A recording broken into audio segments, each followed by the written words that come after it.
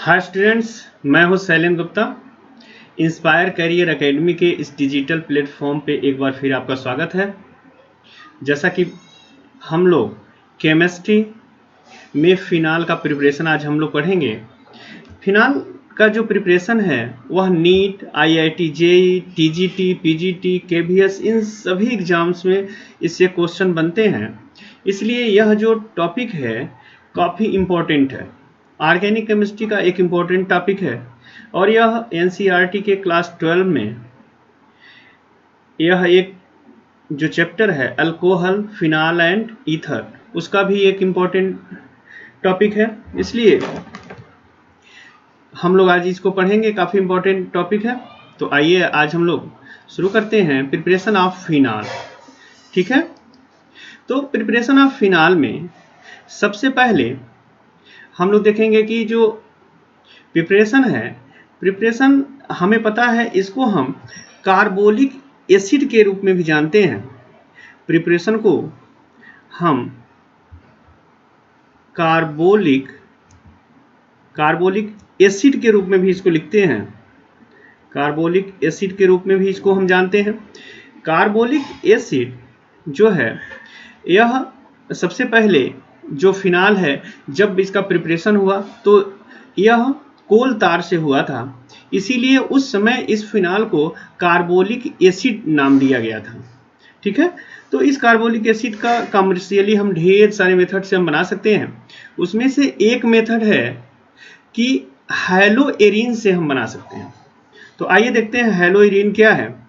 हैलोएरिन जो है, यानी कि कोई भी बेंजीन है उस पे हाइड्रोजन कंपाउंड को जब हम ऐड कर लेते हैं एक हाइड्रोजन को रिप्लेस करके, जैसे यहाँ हम देख रहे हैं, यहाँ पे जो कार्बन है, यहाँ जो कार्बन है, इस कार्बन के हाइड्रोजन को रिप्लेस करके हम हाइड्रोजन को जब ऐड कर लेते हैं तो हमारा क्लोरोबेंजीन या फिर हैलोएरिन हो जाता है।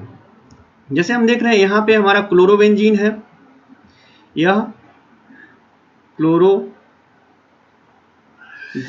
है। इस क्लोरोबेंजीन को, जो क्लोरोबेंजीन है, इसको हम फ्यूज्ड कर देते हैं।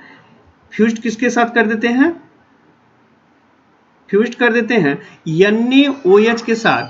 कितने? 623 degree kelvin temperature and 300 to 320 atmospheric pressure पे जब हम इसका रिएक्शन करा देते हैं तो सोडियम फिनॉक्साइड का फॉर्मेशन होता है। सबसे पहले सोडियम फिनॉक्साइड का फॉर्मेशन होता है। सोडियम फिनॉक्साइड का फॉर्मेशन होगा। सोडियम फिनॉक्साइड को पुनः हम HCl से रिएक्शन कराते हैं, हाइड्रोक्लोरिक एसिड से रिएक्शन करा देते हैं, या फिर इसका एसिडिफिकेशन कर देते हैं। तो यहाँ से Na और यहाँ से Cl, NaCl बाहर हो जाता है और हमें फिनाल मिल जाता है, फिनाल का फॉर्मेशन हो जाता है। तो इस तरह हम बहुत इजीली हैलोएरिन से हम फिनाल का फॉर्मेशन कर लेते हैं। ठीक है, आइए इसका सेकेंड मेथड देखते हैं। तो सेकेंड मेथड हम बेंजीन सल्फोनिक एसिड से भी हम फिनाल का फॉर्मेशन करते हैं। लेकिन जो सल्फोनिक एसिड है, बेंजीन सल्फोनिक एसिड, इसको हम बेंजीन से प्राप्त करते हैं। तो यह हमारा बेंजीन है। बेंजीन को हम ओलियम के साथ रिएक्शन करा देते हैं। बेंजीन को हम ओलियम के साथ रिएक्शन कराते हैं तो सबसे पहले क्या होता है? बेंजीन सल्फोनिक एसिड बनता है। तो सबसे पहले बेंजीन सल्फोनिक एसिड का फॉर्मेशन होता है। बेंजीन सल्फोनिक एसिड का फॉर्मेशन होता है। अब बेंजीन सल्फोनिक एसिड को एक्चुअल में हम 2 स्टेप में इससे रिएक्शन कराते हैं। फर्स्ट स्टेप का रिएक्शन जो होता है वह NaOH के साथ हम सोडियम हाइड्रोक्साइड के साथ रिएक्शन करा देते हैं। जब सोडियम हाइड्रोक्साइड के साथ रिएक्शन कराते हैं तो हमें सोडियम फिनॉक्साइड मिलता है। यानी कि जब इससे हम NaOH के साथ फ्यूज करते हैं तो हमें सोडियम फिनॉक्साइड मिलता है, यानी कि O Na मिल जाता है और इस तरह से बेंजीन रिंग होता है, यानी कि इस तरह से सोडियम फिनॉक्साइड मिल जाता है, सोडियम फिनॉक्साइड मिल जाता है। अब सोडियम फिनॉक्साइड को फिर एसिड के प्रेजेंटेशन में हम हाइड्रोलिसिस इसका करते हैं। एसिड के प्रेजेंटेशन में तो NaOH बाहर हो जाता है और यहाँ पे OH आ जाता है, ऑक्सीजन के पास हाइड्रोजन आ जाता है और फिनाल का फॉर्मेशन हो जाता है, फिनाल का फॉर्मेशन हो जाता है। ठीक है, तो इस तरह हम बेंजीन से और फिनाल का फॉर्मेशन कर लेते हैं। सबसे पहले क्या करते हैं, बेंजीन को सल्फोनेटेड ओलियम जो होता है उससे रिएक्शन कराते हैं और हमारा बेंजीन सल्फोनिक एसिड का फॉर्मेशन हो जाता है। जब बेंजीन सल्फोनिक एसिड का फॉर्मेशन होता है तो फिर फर्स्ट स्टेप में हम सोडियम हाइड्रोक्साइड से रिएक्शन कराते हैं और सोडियम फिनॉक्साइड बनता है। सोडियम फिनॉक्साइड का हाइड्रोलिसिस कर देते हैं, एसिडिफिकेशन कर देते हैं, तो फिर हमें फिनाल का फॉर्मेशन हो जाता है। तो नेक्स्ट मेथड है डाइजोनियम साल्ट। डाई यानी कि दो, जोनियम यानी कि N2 वाले कंपाउंड और वो साल्ट के फॉर्म में हो तो डाइजोनियम साल्ट। यहाँ पे यह है N2Cl, यही हमारा बेंजीन डाइजोनियम साल्ट होता है। इससे भी हम फिनाल को बना लेते हैं, लेकिन सबसे पहले बेंजीन डाइजोनियम क्लोराइड को हम बनाते हैं तो इसके लिए हमें एनिलीन को लेना रहता है।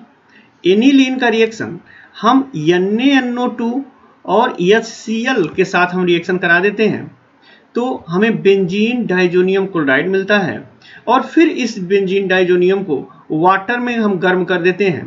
वाटर में गर्म करते हैं, N2 बाहर हो जाता है और HCl भी बाहर हो जाता है और यहाँ पे हाइड्रोक्सी ग्रुप आ जाता है, यानी N2 और HCl बाहर हो जाता है, N2 और OH आ जाता है, तो फिर हमें फिनाल मिल जाता है। ठीक है, तो इस तरह हम फिनाल को यहाँ पे इजिली हम बना लेते हैं।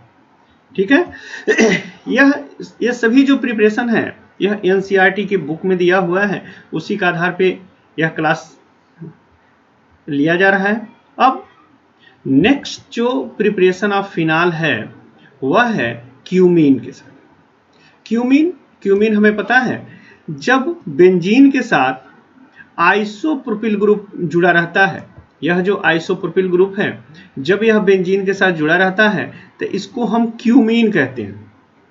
ठीक है, जब आइसोप्रोपिल ग्रुप जुड़ा रहता है तो इसको क्यूमीन कहा जाता है। तो इस आइसोप्रोपिल ग्रुप के साथ जो बेंजीन है इनको सबसे पहले हम एयर में इनका रिएक्शन करा देते हैं, यानी O2 के साथ रिएक्शन करा देते हैं तो यहाँ क्यूमीन हाइड्रोपरऑक्साइड का फॉर्मेशन होता है। यहाँ देखिए दो ऑक्सीजन एक साथ जुड़ा हुआ है, इसीलिए यह क्यूमीन हाइड्रोपरऑक्साइड हो जाता है। तो सबसे पहले क्यूमीन हाइड्रोपरऑक्साइड होता है, फिर इसको एसिड के साथ हाइड्रोलिसिस कर देते हैं, यानी एसिडिक हाइड्रोलिसिस जब करते हैं, एसिडिक हाइड्रोलिसिस करते हैं तो यहाँ पे एसीटोन जो है, यहाँ पे एसीटोन बाहर हो जाता है और हमें फिनाल मिल जाता है। फिनाल मिल जाता है। यह जो मेथड है यह एसीटोन के फॉर्मेशन के लिए भी बहुत इंपॉर्टेंट है, क्योंकि यहाँ पे बाई प्रोडक्ट के रूप में एसीटोन का फॉर्मेशन होता है। ठीक है, तो इस तरह हम देखेंगे कि जो फिनाल है, फिनाल का इजिली प्रिपरेशन हम कर सकते हैं, फिनाल का इजिली प्रिपरेशन कर सकते हैं और यह मेन रूप से इतने मेथड हैं। अब नेक्स्ट क्लास में फिर से हम नए प्रिपरेशन के साथ आएंगे, तब तक के लिए आपको थैंक्स। वीडियो देखने के लिए आपको थैंक्स। यदि आपको क्लास अच्छा लगता है तो प्लीज़ लाइक कीजिए, शेयर कीजिए और कमेंट करके बताइए कि और किन पॉइंट पे वीडियो बनाया जाए। यदि आपको लगता है कि इससे किसी को लाभ हो सकता है तो प्लीज़ इसे शेयर कीजिए और यदि सब्सक्राइब न किए हो तो चैनल को सब्सक्राइब कीजिए। Thank you.